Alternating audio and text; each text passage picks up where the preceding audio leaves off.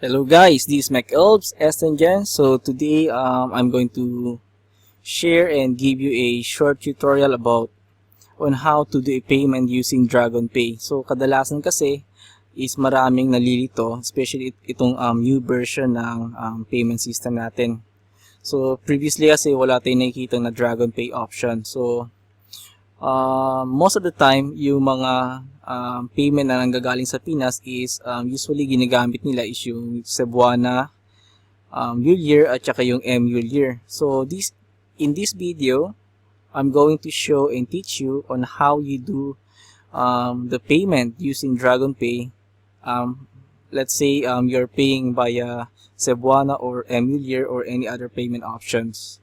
Okay guys? So, gagawin nyo dito initially is, of course, you need to complete all your details, yung first name nyo. Okay, assuming si Juan de la Cruz.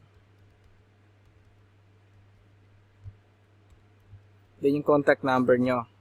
So, make sure yung contact number nyo is yung real contact number nyo. So, for this training purpose, so randomly magsaselect ako ng contact number ko. At saka itong email is randomly rin ako magsaselect ng email ko, magsusulat. Okay, so APS strongly suggests to write, maglagay ka ng email dyan is yung Gmail account. Kasi may mga kakaroon kasi ng issue if they use Yahoo Mail as their email option. So, mas highly suggested if you use a Gmail account. So, assuming ito yung Gmail natin, for this example, then since we're trying to focus yung payment option at DragonPay, so all we need to do is click itong DragonPay na option. So itong white circular na button na to, so i-make sure na naka-blue yan.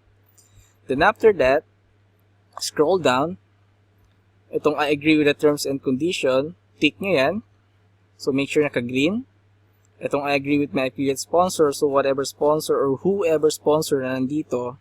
So for my case, for this video tutorial is yung sarili kong registration link ilagay ko.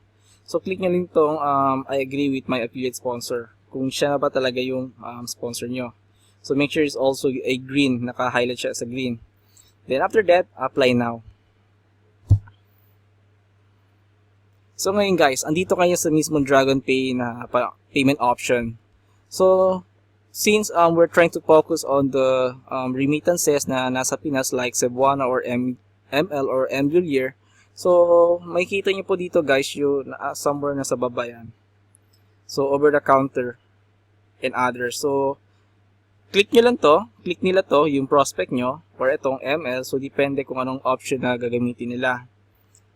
Okay? So, assuming they're paying by Cebuana Mule Year bills payment, so click nila to. Then I agree to the terms and condition. Then select. Okay guys, so take note about this. So ito yung reference number na kailangan i-present ng prospect nyo when they are paying over the counter. So I highly suggest before they proceed payment, let them register muna sa form. I-fill up muna nila yung details nila doon, yung name, last name, contact number, at saka yung email before proceeding to this Cebuana year na payment remittance. Okay? So, kasi po guys, kailangan po nila tong reference number nito.